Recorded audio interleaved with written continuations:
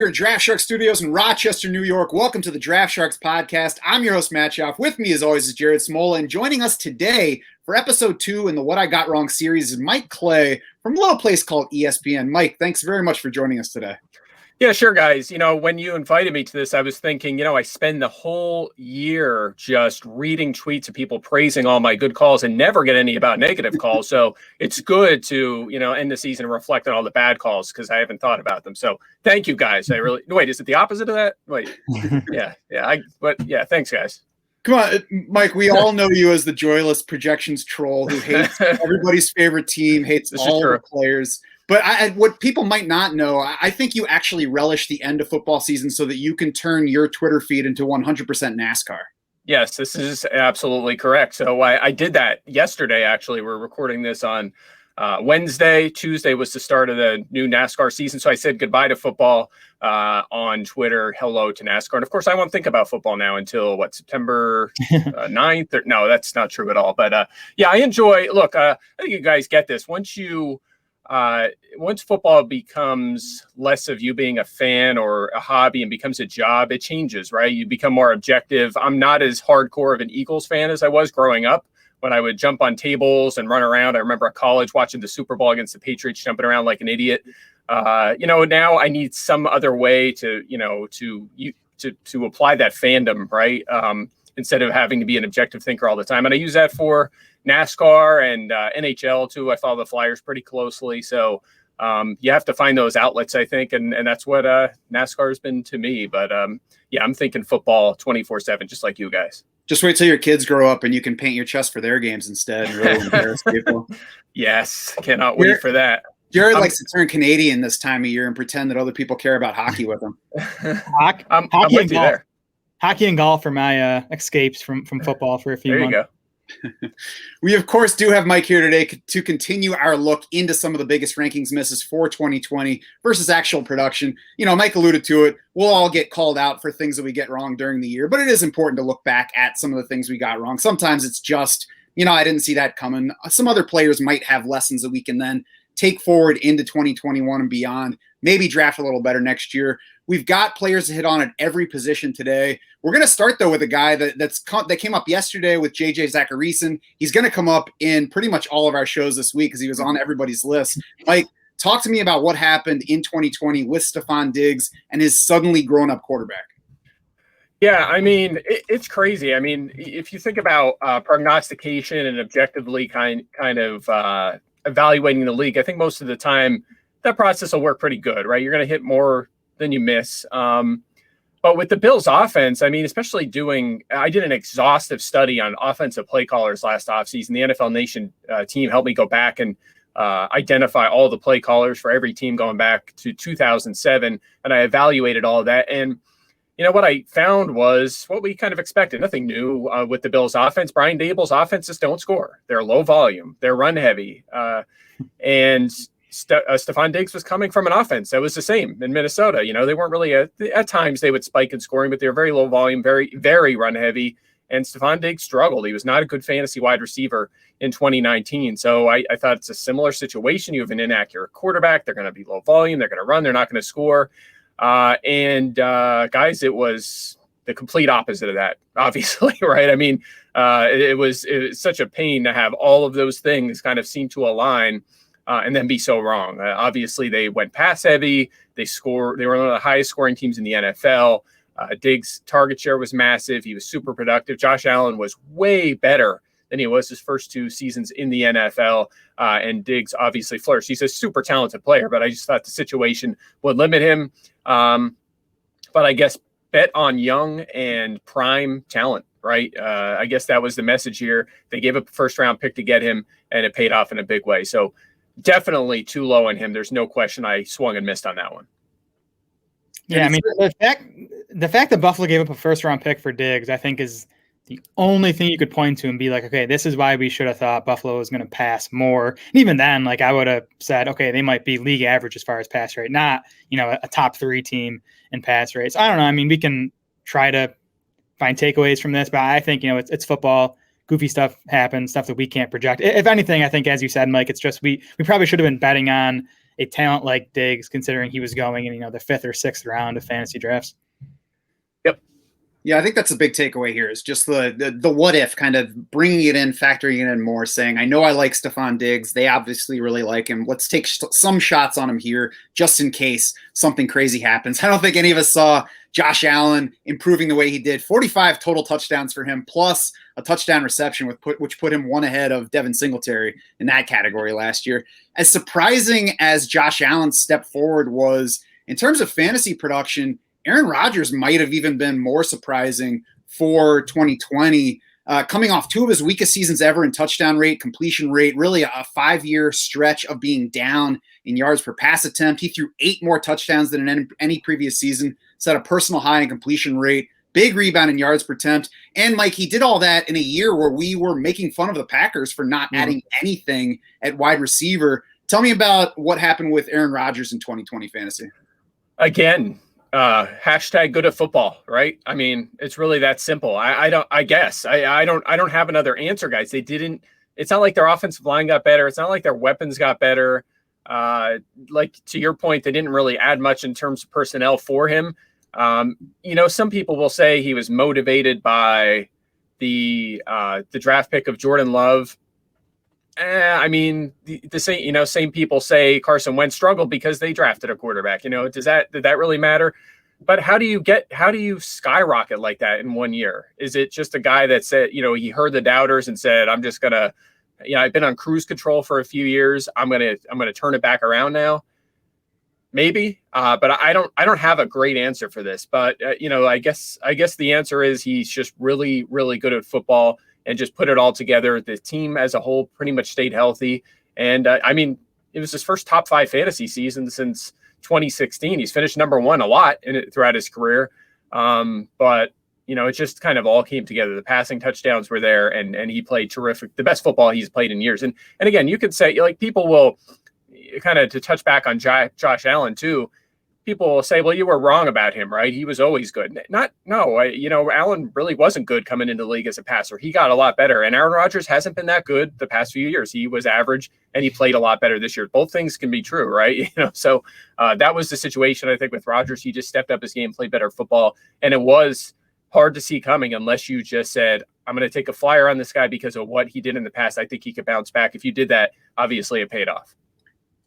I wonder if the takeaway here is more about ADP than it is about Aaron Rodgers specifically, where maybe he was just our Matt Ryan this past year in that, every year Matt Ryan, if he's going 7th or 8th in ADP, then you pass on him. And if he's going 14th in ADP, then you draft him because he can finish anywhere in that range. And it's really about how lucky he gets in touchdown rates. So maybe it's just that a quarterback overall, and specifically for guys that we know are talented along the lines of Aaron Rodgers, if he's falling down, you say, well, I don't love him this year, but if I can get Aaron Rodgers as the 13th quarterback, then I'm going to take him because you never know when he's going to have that TD rate spike.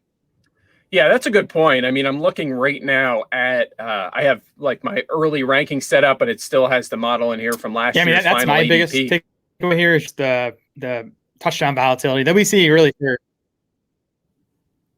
Yep.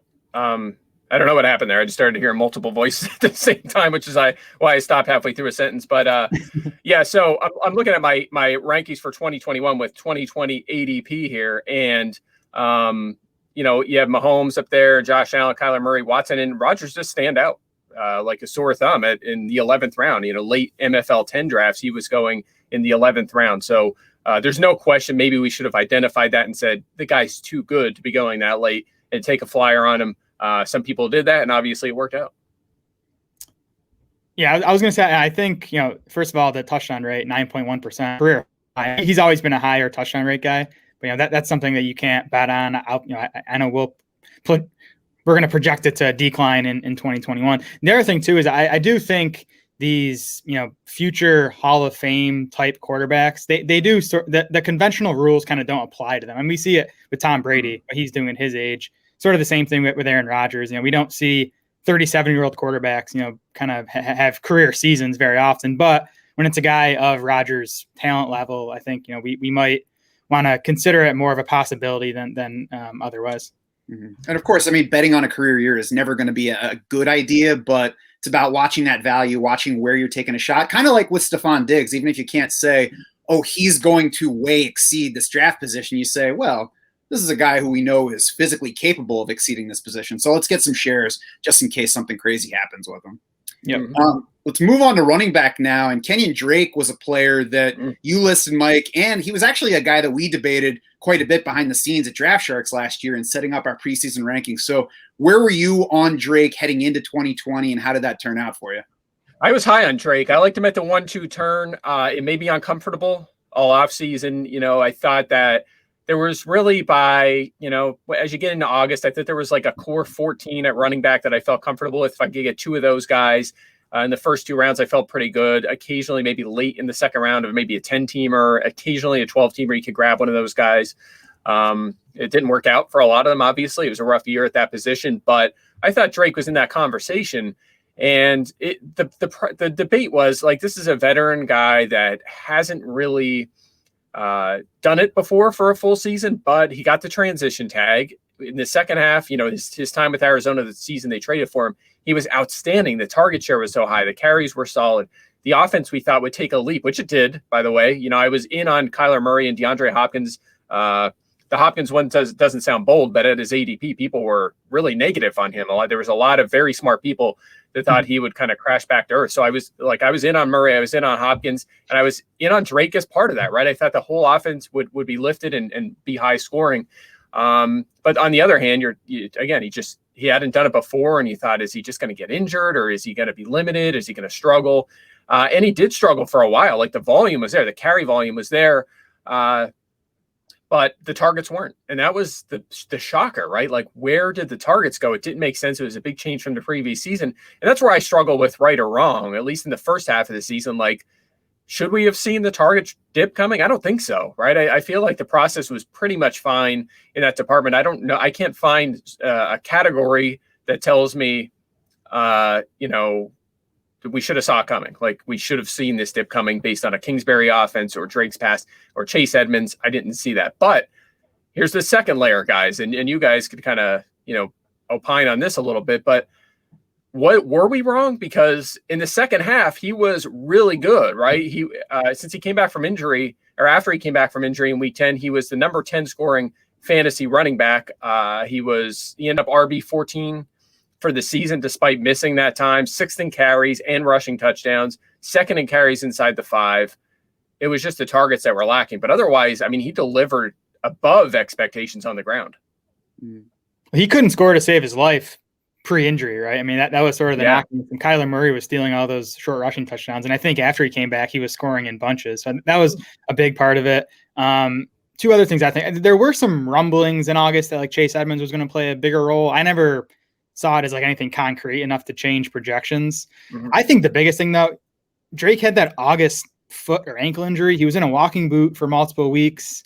I think that played a bigger part in his, semi-disappointing season, especially from an efficiency standpoint. I think he was at 4.0 yards per carry, which was a career low for him. So I don't know, maybe my lesson, and I feel like I say this every time around this year and I don't stick to it, but man, guys that get hurt in August, that's tough when you're heading into a season already at less than 100%. So I think those guys who, even if they're relatively supposedly minor injuries, I think we should, maybe back off them a bit in our, draft rankings.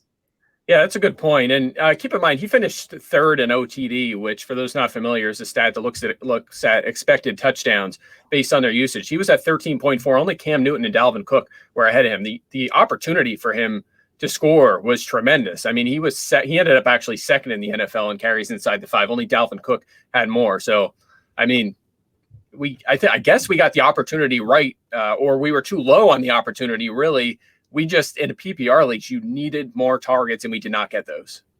That was certainly a surprising component of his season. In preparing for the show, Mike, you also told me that you had DK Metcalf and Will Fuller a little too low at ranking times. Did you feel like you misread the situation for either guy, or what was your takeaway for those two receivers? Yeah, they just weren't guys for me who I had, stars by on my cheat sheet, right? And I should have. I did like the last couple weeks of the season, the off season. I got to that point like in late August where it was starting to get into draft season. And I was kind of kicking myself for not pushing these guys more. And really Deontay Johnson, I think fits that mix as well. And I know that sounds like outcome bias, like I'm just saying that now, but they were three guys late in the offseason I was thinking a lot about. And I was like, man, should I have been higher on them? And I was picking apart my projections, and I was like, Metcalf, I look at what he did the year before, and I thought maybe he was overrated because his end zone targets, he was easily the end zone target leader in the NFL as a rookie. It wasn't even close. And I thought maybe people were too on that. And if it's a low volume offense, maybe the volume wouldn't be there for him and he would be a bit limited. And at times he actually was, especially in the second half of the season. But overall, obviously, I should have been higher on him. Will Fuller, I don't know what to say there. I mean, just super talented. I mean, I wasn't really anti him because of injury, right? So I don't really have an excuse, right? He's just super talented, was in a good situation with Hopkins. And it's not like I didn't like him, but I should have been higher on him. And if you drafted him, obviously it stunk down the stretch there when he got lost for the season due to suspension, but he was on his way to a major breakout season. And, Johnson as well. I mean, it was hard to project such a high target share, especially with Juju Smith-Schuster and Washington and Eric Ebron coming in and everybody involved there. So, again, just some guys that had talent, were in good situations. I wish I was a few spots higher on.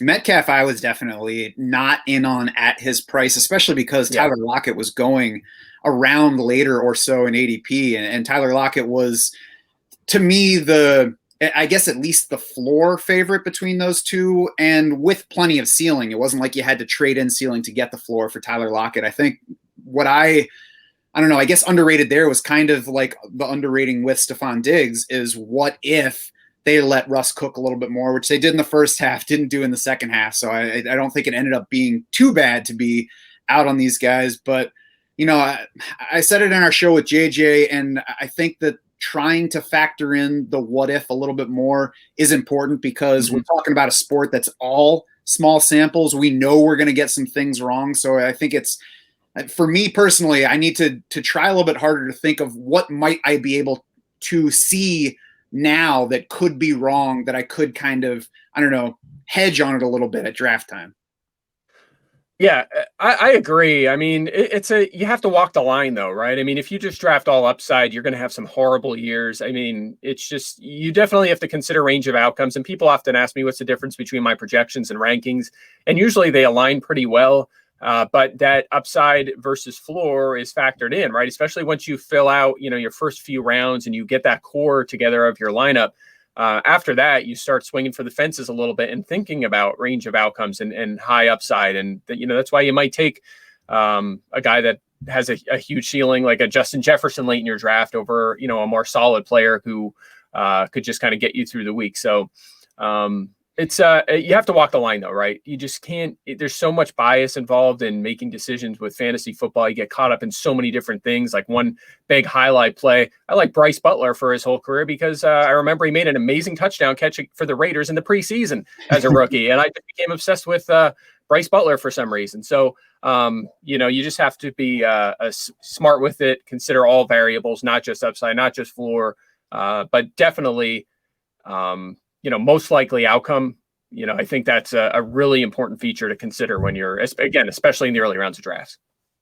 Yeah, I mean, I think, I'm obviously a big fan of doing projections. I think if you're not doing projections, you're doing it wrong. The one shortcoming in projections though is they don't capture like the outlier, the ultimate upside, and really, that's what fantasy comes down to, is drafting like those 2 or 3 players every year that just smash ADP, easily lead their position in fantasy points. So I think, as you alluded to, Mike, it is important to, have your projections, but then maybe make adjustments when you're actually ranking and actually drafting. Yep. I'm with you. And I think a lot of that damage can be done. That game-breaking player identification can be done after the first few rounds, right? I don't think you have to go nuts in the first couple of rounds to do that. If you find a Justin Jefferson, or take a T. Higgins. I mean, we all love taking rookie wide receivers in the double-digit rounds this year. And if you just hit on the right guys, obviously it paid off well. If you picked up James Robinson off waivers, Antonio Gibson, if you identified him as a talent within a good situation, those guys didn't cost you, passing up on a solid player like a Julio Jones or something, who seems like a bad example, but he's always good, right? This year was a down year for him, but it's easy to say, you know what, Julio is getting a little older. I'm going to take the next big thing and grab AJ Brown or something. And I think most of the time, if you do that in the first few rounds, it's going to hurt you more. You're going to lose a lot. Occasionally it'll hit and you'll have a great season. But if you just want to put together a good season, get to the playoffs and have a shot, I don't think you need to make those high ceiling moves in the first couple of rounds. There's a time and a place for that throughout your draft. And, I think, again, I hate to say this. I don't want to sit here and pat myself on the back. I think I'm pretty decent at fantasy, right? Like you guys are too. We do a good job consistently over a year-to-year basis. We're in a lot of leagues and we compete. We're competitive. We make the playoffs. And I think that's a viable strategy. If I was constantly missing the playoffs and struggling, I think, maybe I do have to swing for the fences more often. I don't think that's the case in the first few rounds of drafts.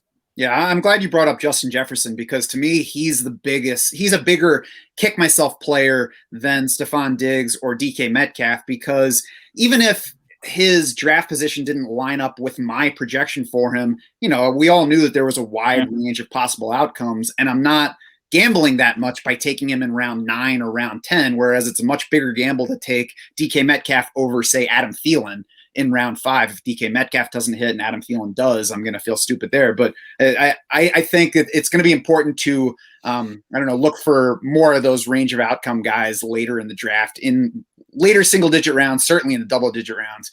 Those are definitely the guys that can win leagues. T.Y. Hilton is next on the wide receiver list. I like T.Y. Hilton at cost heading into 2020 drafts. Admittedly, though, once I started drafting more, I can't say I was actually going after him as much as I thought I was going to. And I stopped talking about him both, behind the scenes as we were working on our rankings and certainly on the podcast. Where were you, Mike, on T.Y. Hilton heading into last season? I was thinking T.Y. Hilton would be Phillip Rivers, Keenan Allen. That's what I was thinking. Now, maybe not, a borderline top 5 fantasy receiver, but again, at cost, he was cheap, right? You get him super cheap in drafts. I thought that if you utilized him that way and he had a 25% target share and he was using the short area and he was a safety blanket, he could have a huge season. And he was, quote unquote, only 30, right? It's not like he was 33 or something that you thought would really limit him. And it did not work out early in the season. I mean, I just pulled up this stat that I tweeted in the middle of December. His first 10 games, he had 62 fantasy points. And then if you picked him up off waivers or found a way to get him on your team, it paid off. His next 2.5 games, not even full games, 2.5 games, 65 fantasy points. He just went nuts for the most part the rest of the season. So again, it's kind of like Kenyan Drake, right? It's hard to identify the miss there, right? I mean, he was playing a lot early in the season, missed a little bit of time, but he was out there. The targets just weren't there. They didn't really have other go-to weapons. It was just really the Colts offense was stumbling there for a while. It took a while to get going. Maybe that's what we should have seen. They'll have some growing pains early on and then get going in the second half. If that's the way you attack this offense, it obviously paid off in a big way for you. Yeah, I wasn't on Hilton so much, but I was on AJ Green. And I think they're pretty similar guys. They were going in, similar range of drafts, older guys who have had injury issues, but proven producers. And again, they were cheap enough. Like if you drafted T.Y. Hilton, or if you drafted AJ Green, that didn't kill you. They were cheap enough where you could get away with it. So I'm fine with those types of misses. Mm-hmm. Yeah, I show Hilton round 6 late. Again, this is very, very close to the start of the season. Ended up around round 6, which I remember getting him cheaper than that. I'm trying to check my draft. Oh no, I have from round 6. So I guess that's right. I mean, my targets there in my big board article were T.Y. Hilton or Darren Waller. So hopefully I took Waller more than or hopefully people took Waller more than they took T.Y. Hilton. Definitely liked Waller for sure in that range. So I think I probably leaned more that direction, but that's where you could get Tyler Boyd. That's also at times where AJ Green was going. That's where Will Fuller was going. That's where Rojo was going. So those were all the guys I was kind of keeping an eye on them. And as fantasy goes, some of them worked out well. Some of them did not at all. Mm-hmm. Do you think that a takeaway on Hilton is maybe either realizing heading in that he hasn't been that kind of target hog previously, and so maybe we shouldn't project too much of a target share ceiling for him, or maybe watch out for speed receivers who are aging and who might be declining? Well, here's my analysis of him. I'll read it word for word. he had never finished a season in which he played at least 14 games worse than 27th in fantasy points, and he was 19th in 2019 during his 10 active weeks. And then you're going from Jacoby Brissett to Phillip Rivers on top of that. So that was my logic in round 6. I thought, he's going to cruise to a top 20 season. Worst case, he's finished his 21st or 22nd, and he was like 70th in the first 3 months of the season. I mean, I didn't see that coming. That's a fair question for sure. But he had been consistent, right? It wasn't like you were super reliant on just big plays occasionally, and he was all over the place. He was delivering year after year after year. And for whatever reason, it didn't carry over to the first couple months of the Phillip Rivers era.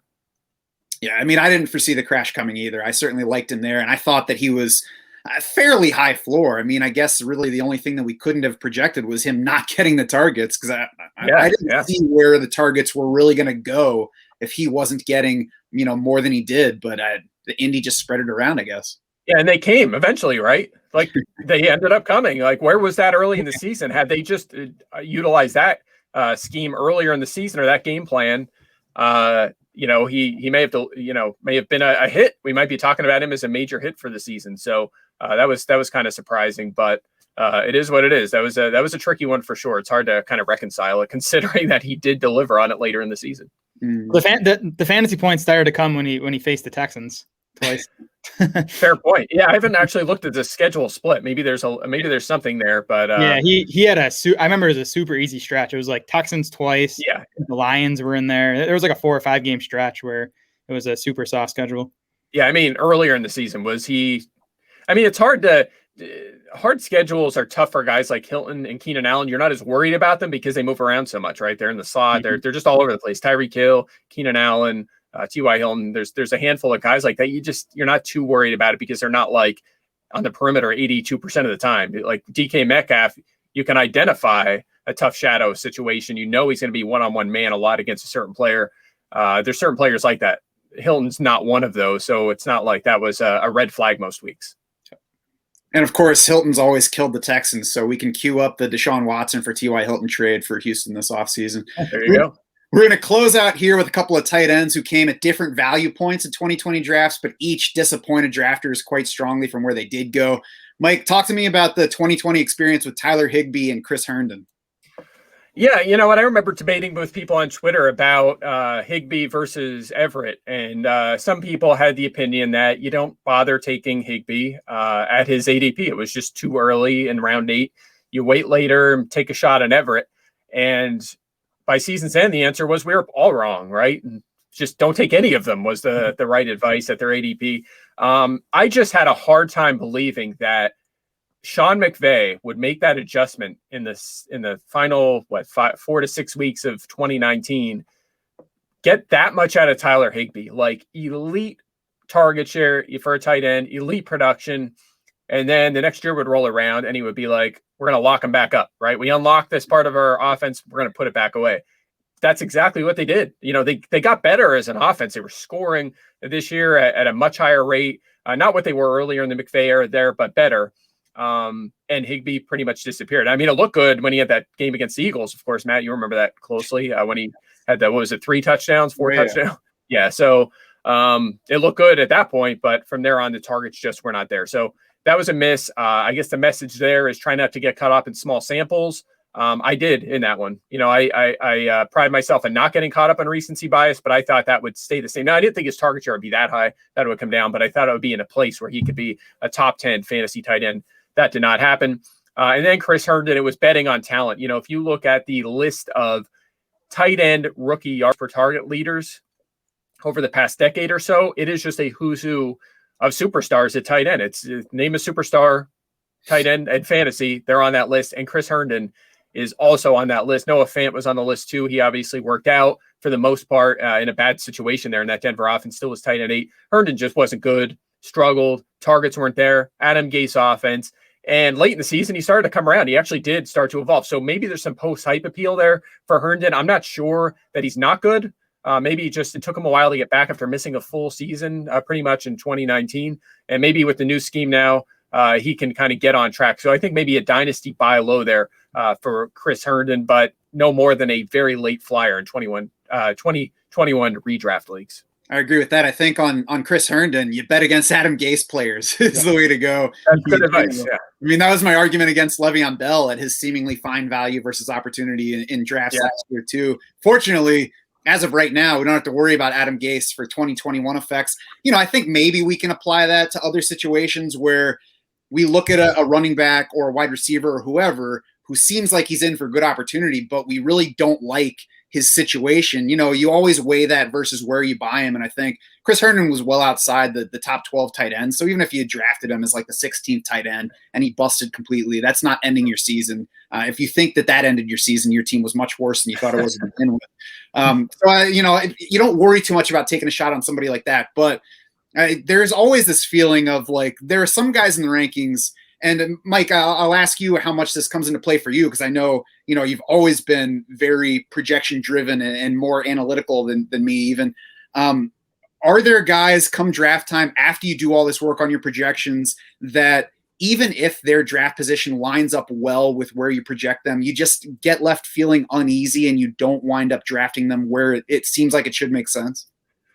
Yeah, it's a really good question. I'm trying to think of examples. I think that that's absolutely the case. When I'm done and everything's set up and I compare my rankings to projections, there's guys that come up and they're the top guy on the board, or rankings versus ADP, excuse me, and I just don't feel great about it.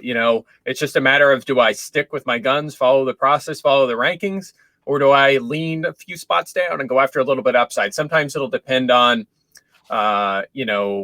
recent reports, or if I need a little upside in my lineup or where I am in the draft. And sometimes, guys, it's how I'm feeling that day. I'm just, maybe, how it is. Every day a player's value seems to change, whether it's in our brain or a report we read or whatever it is. Sometimes I just feel better about guys than others. But for the most part, I follow my board. I'm comfortable with it. We do get caught up sometimes with the next shiny object, and it leaves other guys underrated. And I think a great example of that is Aaron Jones. And he is an excellent example of a guy. I mentioned those top 14 running backs last year who people were kind of down on, right? They thought A.J. Dillon and that offense, they didn't really add weapons. They're not going to be much better. And Jamal Williams is there. And people were kind of sliding him down. He ended up in round 2 for a guy that was an elite fantasy tight end the year before, or fantasy running back the year before.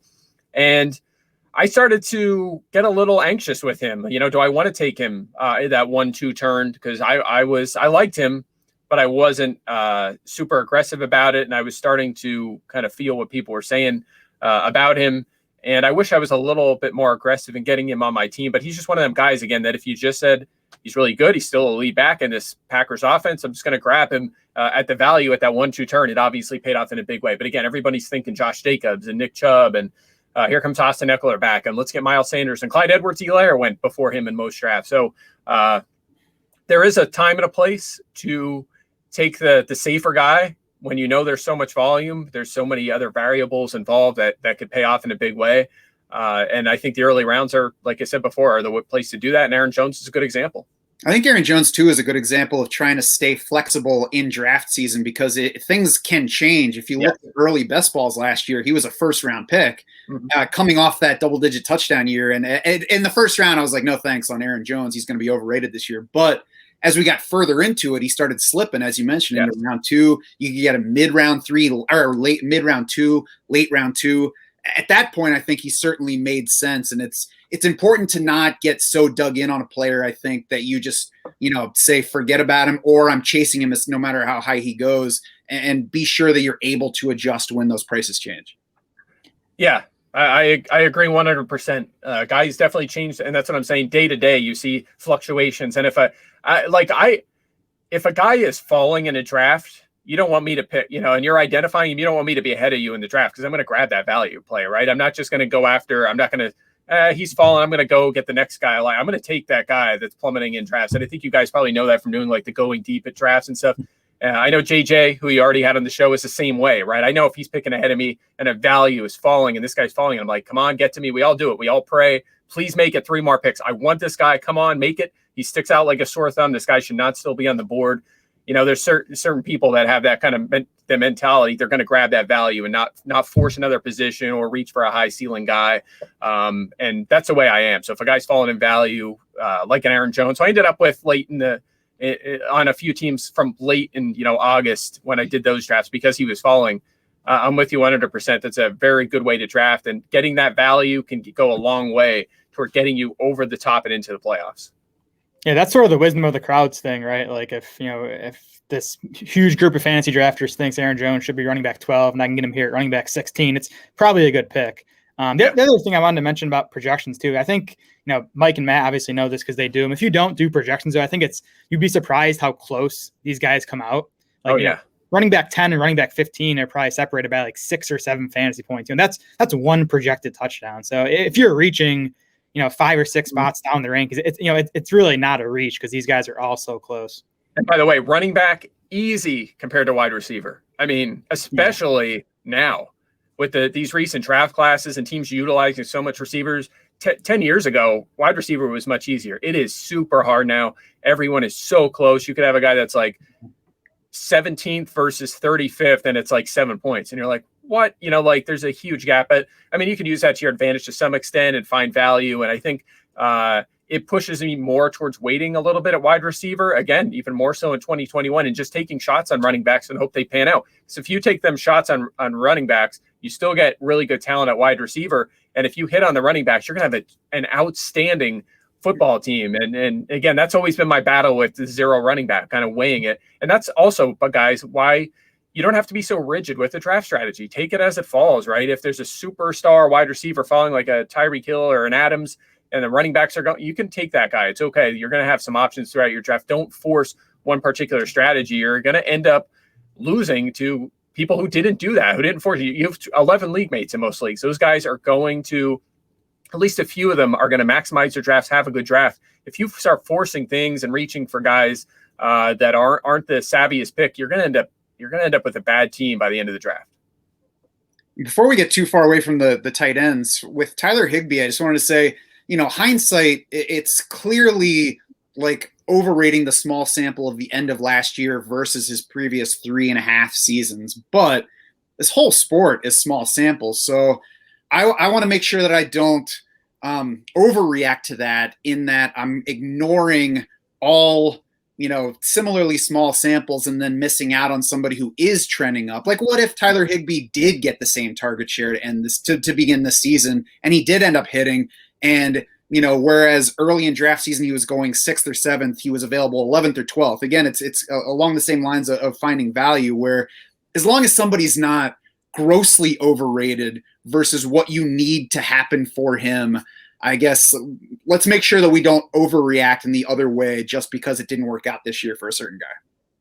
Yep, I agree with you 100%. You always have to think about the other side and think about the process. You get too caught up with outcomes, you're going to get burnt way more than you're going to hit for sure. So, I think in general, we just talked through a lot of misses. I think for the most part, if you follow the process that we apply to those guys, you're going to do pretty well. Most of the time they're going to be right. But we're always learning too. I'm always tweaking my model. I'm doing that now. It's that part of the year to work on that kind of thing. So there's always adjustments, always room for improvements. If I get 1% better every year, I'm happy with that. So just something to keep in mind. Don't see one example of something going way different than you expected and just change your whole philosophy over something like that. Mm-hmm.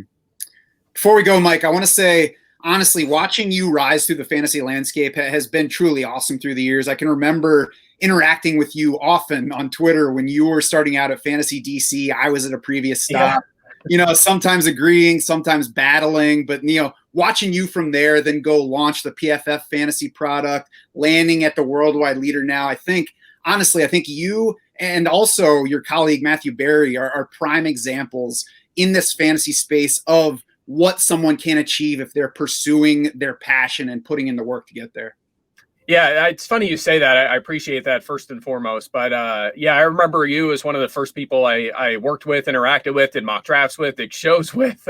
I'm sure we did I think we did some articles together actually at DC or PFF, like crossover roundtable sort of articles and stuff. So you guys are two of the smartest minds in the business. It's always been, I'm glad I've known you guys for so long. We've been able to interact. But it's the industry continues to evolve and change, and a lot of names we know at the top of the totem pole have kind of kind of left high-end jobs. You think about like Evan Silva leaving what used to be Roto World. Actually, today they announced they're rebranding, which is crazy. I'm never gonna get used to that.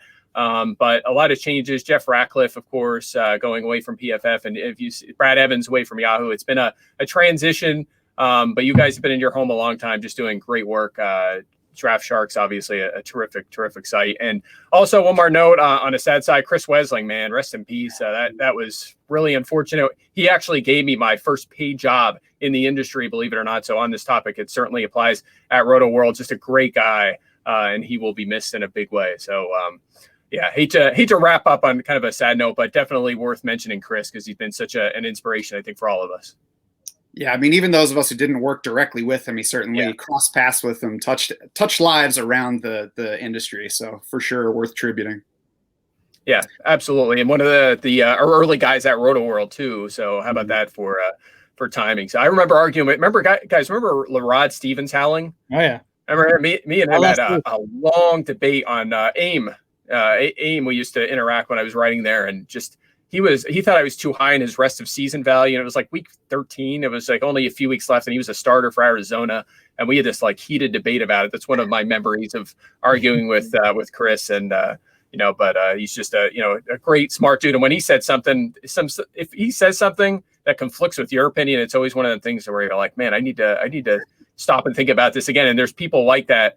We know, you guys and, Sigmund Bloom and Evan Silva, there's always that group of guys, JJ, who if they're on the other side of the fence on something that I have a strong opinion, I'm like, I need to go back and look at my projections a little bit and see what I'm see what I'm missing here on this guy.